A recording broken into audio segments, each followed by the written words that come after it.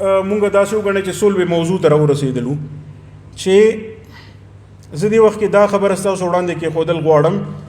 چې په اسلامي سیاسي نظام باندې زمونږ تیر 1400 کالو کې علماء کرام فقهای کرام او مختلف مجالاتو کې چې چا کار کړی دی نه هغه کار کم ځای کې دی ځکه چې غرب کې چې چا هم د اسلام په سیاسي نظام باندې کار کړی دی نو یو څو کتابونو ته مخه کړی ده مثال په طور الاحکام السلطانیه د علامه د امام ماوردی شافعی یا السیاسه الشرعیه د امام ابن تیمیه حنبلی یا داسې نور او عام طور باندې دا شوی ده ډیر کم داسې کسان دي چې هغوی د دې یو څو کتابونو نه ما سوا نورو کتابونو ته مخه کړې ده او زیات تر دا ګڼل کېږي چې د سیاست او د حکومت د بحثونه چې دي او خبرې چې دي فقها په دې کې اړو څه کار وي نه دی کړی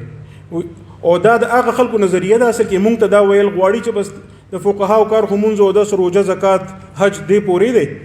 او سیاست باره کې د حکومت باره کې خو په اسلامي قانون کې د فقه په کتابونو کې څه نشته نه ما په دې وجه دا ذکر کول چې زه ستاسو مخې ته دا یو څو مثالونه ذکر کړم چې د اسلامي سیاست یا د حکومت باره کې چې مختلف کتابونه دي مصادر دي هغه به زه په 5 قسمونو کې تقسیم کړم د ټولو نه اول او دا ډیرو خلکو ته دا خبره ناشنا ښکارېږي علماو دپاره خو عام خبره ده ایته دا خبره معلوم ده خو چې کله یونیورسټیانو کې کالجونو کې زه دا خبره وکړم بعضې انټرنیشنل فورمز کې چې مو هم وکړله نو خلکو ته ډېر عجیبه ښکاره شوله چې زه ورته ویم یاره د سیاست په باب کې زمونږ ډومبنې چې کوم کتابونو ته مونږ ګورو هغه د علم کلام کتابونه دي هغه د عقیدې کتابونه دي نه حیران شي چې د عقیدې دې سره سویمه ده نو مونږ ورته چې په دې پوه شو چې عقیدې دې سره سویمه ده نو ورپسې مسلې اسانې دي نو د کلام سره متعلق د عقیدې سره متعلق چې کوم کتابونه دي په هغې کې علما ناست دي هغوی ته معلوم دي چې په هغې کې د امامت بحث وي یو څو مسلې ته شیخ صاحب ذکر هم کړلې مثلا دا چې امامت ولې واجب دی ولې ضرور دی او آیا د دې وجوب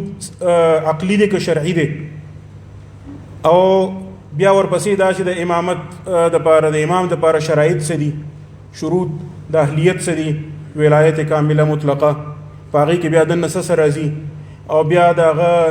نصب الامام بیا څنګه کېږي او چا سره د هغې کې د رای ورکولو اختیار شته او که اختلاف راغی بیا به څنګه چل کېږي او که داسې وشوله چېرته چې د یو نه سیوا مدعیان شو د امامت بیا به څه چل کېږي او که چېرته امام چې دی هغه فاسق شو بأخذ الرشوه یا په نورو شیزونو نو آیا هغه به منعزل کېږي په خپله که نه د هغه به عزل پکار وي او که عزل کېږي معزوله کېدل د هغه واجب دي که نه دي واجب او که د هغه د عزل د کوشش نه فتنه جوړېږي نه بیا به څه چل کېږي داسې نور هم ډېر زیات مباحث بعضې کسان دا سوال راپورته کوي چې دا بحثونه د کلام په کتابونو کې ولې دي نو د هغې خو یو واضحه وجه دا ده چې دا ټول سوالونه چې تا ما اوس ذکر کړل دې ځای کې د دې جواب به موږ ته چېرته نه میلاویږي د قرآن او د حدیث نه میلاویږي نو هغه سوال چې کوم د خلکو په خیال سیاسی سوال وو د هغې جواب دینی دی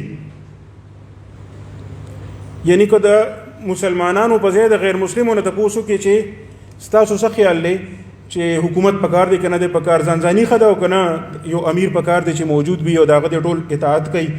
بیا به هغه امیر مقررو څنګه هغه به عزل کوو څنګه نو د هغې دپاره خو دا یو غیر دینی سوال دی خو چې د مسلمان نه پوښتنه وکړي چې امیر پکار دی که نه دی پکار امام پکار دی که نه دی پکار بیا به د هغه نسب څنګه کېږي د هغه به عزل څنګه کېږي نو هغه دپاره به د دې جواب به هغه چېرته لټوي قرآن او حدیث نه به جواب درکوي نو هغه چې د خلکو لپاره د غیر مسلمو دپاره کفارو دپاره چې سیاسي سوال دی هغه زموږ دپاره مذهبي سوال دی او د هغې جواب هم مذهبي دی بیا د هغې په جواب کې مختلف فرقو یا مذاهبو مختلف آرا قایم کړل چاوي چې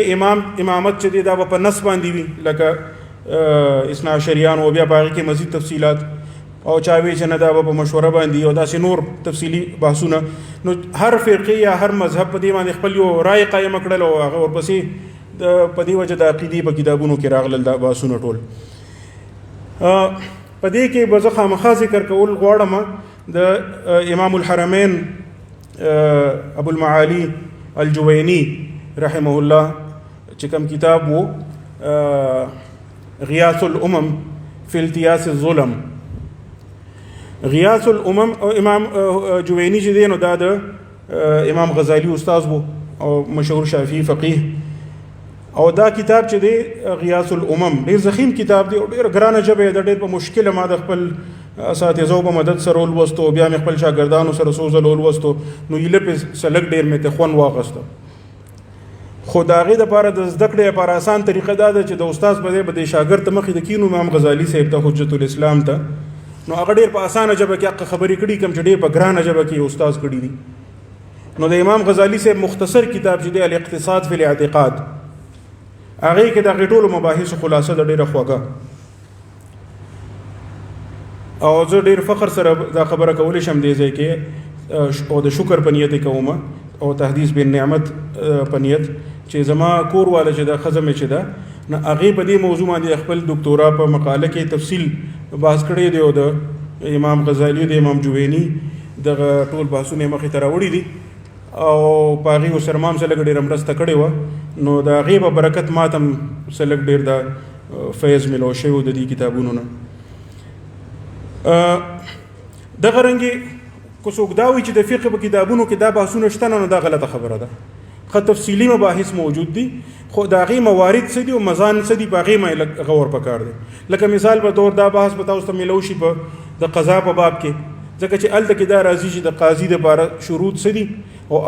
پکې دا بحث هم راشي چې دغه شروط د قاضي دپاره دي او که نه دا د خلیفه لپاره هم دي، او آیا امام ابو حنیفه په دواړو کې فرق کوي که نه کوي، او که قاضي فاسق شو نو بیا به څه چل کېږي وغیره. دغه رنګې شهاداتو په باب کې د ولایات ذکر راشي، ولایات څه ته ویل کېږي، ولایت عامه څه ته وایي، د هغې دپاره څه شروط دي. دغه رنګې بعضې مسایل او بعضې اصول او ضوابط هغه موږ ته په حدود کې او بیا ډېر زیات اهم اصول او قواعد او ضوابط موږ ته په سیر کې میلو شي، خاص کر چې په هغې کې کتاب البغي یا کتاب الخروج راشي. دریم هغه کتابونه دي کوم ته چې موږ د سیاسي نظریې کتابونو ویلی شو، لکه ما ذکر کړ د السیاسه الشرعیه د امام ابن تیمیه یا الاحکام السلطانیه امام ماوردی یا الاحکام السلطانیه د قاضي ابو یعلا. دې ځای کې دا بحث هم راځي چې د سیاست او د شریعت چې کوم تصورات دي دوی خپلو کې څه تعلق دی، ځکه چې غربیانو دا خبره هم مشهوره کړې ده چې فقهاو چې به کومې خبرې کول او کوم بحثونه کول په فقه په کتابونو کې چې موږ ته میلاویږي وایي دا تش نظري بحثونه دي او عملي شکل څه بل څه و. د امویانو نظام یو شان روان و، د عباسیانو بل شان روان و، د عثمانیانو بل شان روان و او د هغې د فقه سره څه تعلق نه و. دا ډېره زیات غټه مغالطه ده او په دې باندې به انشاءالله سبا تفصیل کې خبرې کوو چې کله د اسلام په سیاسي او اداري نظام باندې تفصیلی بحث برازي انشاءالله. سلورم جز یا سلورم قسم بس ذکر کم هغه کتابونه شته دي، هغه کتابونه کم چې د ادب کتابونه دي او په هغې کې هم مثال په طور د امام غزالی کتاب بس ذکر کم نصیحة الملوک او داسې نور هم شته په دې قسم کې چې هغې کې به تا ته براه راست او یعنی استدلال د قرآن نه یا د سنت نه ملاویږي، په ظاهر به په هغې کې د قرآن یا د حدیث ذکر نه وي، چې ویم نو ډېر کم کوز به چېرته ذکر د هغې راځي، خو هغه خبرې ټولې د اسلامي نصوصو نه ماخوذ دي او د هغې په رڼا کې حکمران ته نصیحت دی چې تا له څه پکار دي او څه دله نه دي پکار، او د رعیت خیال به څنګه ساتې او چې قضا کې نه څنګه به کې او چې جنگ راشي نو په هغې کې به څنګه چل کوي، په امن کې به څنګه صورت پکار وي. د ادب د لاندې ډېر شی کتابونه داسې موجود دي. او بیا فلسفه هم او عام طور باندې دا د خلکو خیال دی ډېر حد پورې وزن هم لري چې کوم فلاسفه چې وو نه هغې استدلال به د قرآن او حدیث نه کولو، نو په ظاهره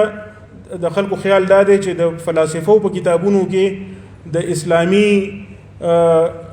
اصولو اثر نشته. دا غلطه خبره ده. تر دې چې فارابي چې د افلاطون ډېر شي کتابونه ترجمه کړي هم وو، خلاصه کړي هم وو،